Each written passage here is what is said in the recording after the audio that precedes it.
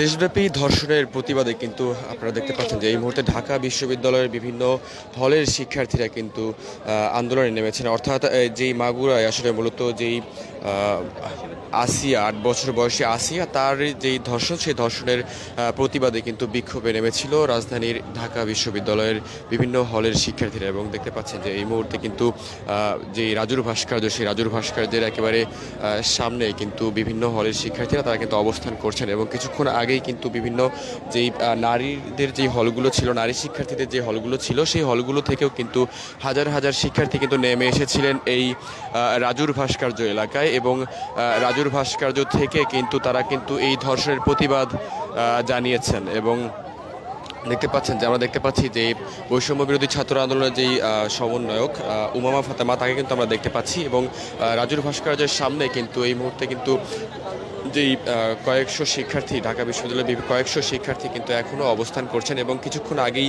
বিভিন্ন হল থেকে আমরা যেমনটি দেখেছিলাম যে বিভিন্ন হল থেকে অর্থাৎ নারীদের হল থেকে, বিশেষ করে রোকেয়া হল, শামসুন্নাহার হল সহ বিভিন্ন হল থেকে কিন্তু নারী শিক্ষার্থীরা কিন্তু বেরিয়ে এসেছিলেন। এবং তারা কিন্তু যেই স্বরাষ্ট্র উপদেষ্টা তার কিন্তু পদত্যাগের দাবিটিও কিন্তু জানিয়েছেন। এবং আপনারা যেমনটি দেখতে পাচ্ছেন যে আসলে তারা তাদের যেই দাবিটি ছিল যে দেশব্যাপী যেই ধর্ষণগুলো চলমান রয়েছে, অর্থাৎ যেই নারী নির্যাতন এবং যেটি চলমান রয়েছে সেই বিষয়গুলো থেকে আসলে উত্তরণের উপায় খুঁজে বের করার কথাও কিন্তু বলেছেন। এবং তারা কিন্তু বারবার বলছিলেন যে আসলে এত এত ধর্ষণ, এত এত নির্যাতন কেন আসলে এই বিশেষ করে নারী দিবসের দিনেই কেন এই ধরনের একটি কর্মকাণ্ড ঘটলো, আসলে সরকার কি করে, এবং এমন কথাগুলো কিন্তু আসলে বলছিলেন এই নারী শিক্ষার্থীরা। এবং দেখতে পাচ্ছেন এখনও কিন্তু এই টিএসসি চত্বরে কিন্তু এখনও কিন্তু কয়েকশো শিক্ষার্থী কিন্তু এখনও অবস্থান করছেন। এবং তারা কিন্তু তাদের যেই দাবিগুলো সেই দাবিগুলোর কথা কিন্তু বলছেন।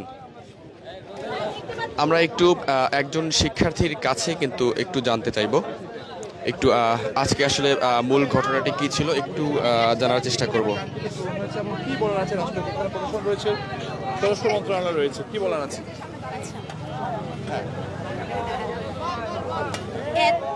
এত বড় একটা গণ অভ্যুত্থানের পরও, এত এত শহীদের রক্তের পরও আমরা যে অন্তর্বর্তীকালীন সরকার গঠন করেছি, আমরা তাদের কার্যক্রম নিয়ে আমরা অনেক বেশি আশাহত। কারণ স্বরাষ্ট্র উপদেষ্টা, আইন উপদেষ্টা ধর্ষকের আজ পর্যন্ত, এখন পর্যন্ত ৫ আগস্টের পরবর্তী সময় পর্যন্ত এখন পর্যন্ত কোনো প্রকাশ্যে কোনো শাস্তি নিশ্চিত করতে পারছে না এবং দৃষ্টান্তমূলক কোনো শাস্তি নিশ্চিত করতে পারছে না। তো আমাদের প্রত্যেক হলের মেয়েরা এই প্রতিবাদে বের হয়েছে এবং আমাদের সংহতি জানাচ্ছে আমাদের ভাইয়েরা। আচ্ছা, আমরা দেখছি জুলাই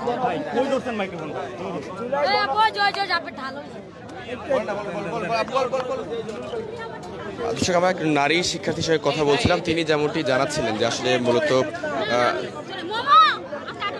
তারা আসলে যেমনটি বলছিলেন যে আসলে দেশব্যাপী যেই ধর্ষণ নিপীড়ন যেটি চলমান রয়েছে সেই বিষয়গুলো থেকে কিন্তু তারা উত্তরণ চাচ্ছেন। এবং আমরা দেখতে পাচ্ছি এখনও আসলে কিন্তু কয়েকশো শিক্ষার্থী কিন্তু এখনও কিন্তু এই যে রাজু ভাস্কর্যের পদদেশে কিন্তু অবস্থান করছেন। এবং তারা আসলে এই যে ধর্ষণ সেই ধর্ষণের উত্তরণের বিষয়গুলোর কথা কিন্তু বলছেন। আমরা একটু আরেকজনের সঙ্গে আমরা একটু কথা বলতে চাই।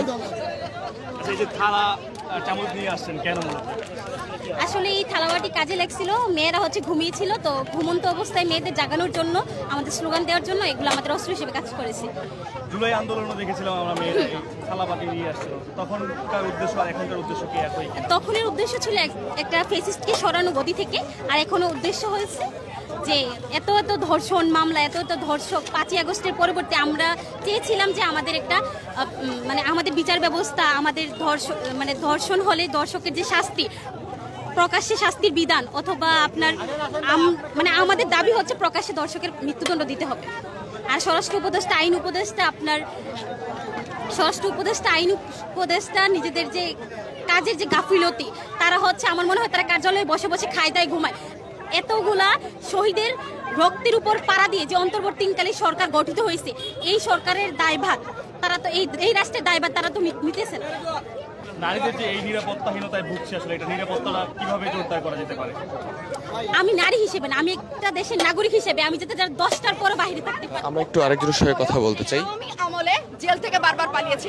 আমরা চাচ্ছি আমাদের এই অন্তর্বর্তীকালীন সরকার যেন হাসিনার মতো না হয়। অন্তর্বর্তীকালীন সরকার যেন আমাদের বোনদের যারা ধর্ষক তাদের সুষ্ঠু বিচার নিশ্চিত করে এবং সেটা যাতে দৃশ্যমানভাবে নিশ্চিত করে। আমরা চাই দৃষ্টান্তমূলক এমন একটা শাস্তি, যেই শাস্তির পরে প্রত্যেকটা ধর্ষক আবারও ধর্ষণ করতে দ্বিধাবোধ করবে। প্রত্যেকটা ছেলে মেয়েদের দিকে কুদৃষ্টি দেওয়ার আগে দুইবার ভাববে।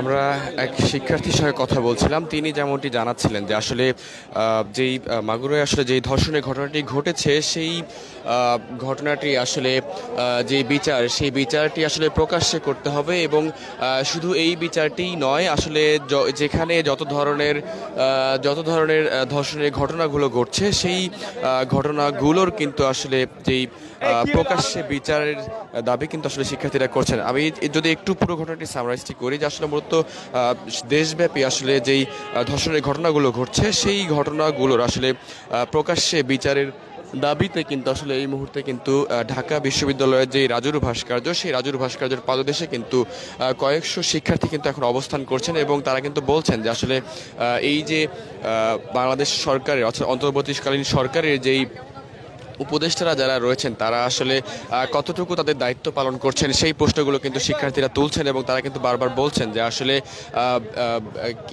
এত ঘটনার পরে আসলে কিভাবে আসলে এই ঘটনাগুলো আসলে নিয়ন্ত্রণ করা যাচ্ছে না এবং আইন শৃঙ্খলা রক্ষাকারী বাহিনীর যে গাফিলতি, সেই গাফিলতির কথাগুলোও কিন্তু আসলে প্রশ্ন কিন্তু শিক্ষার্থীরা তুলছেন।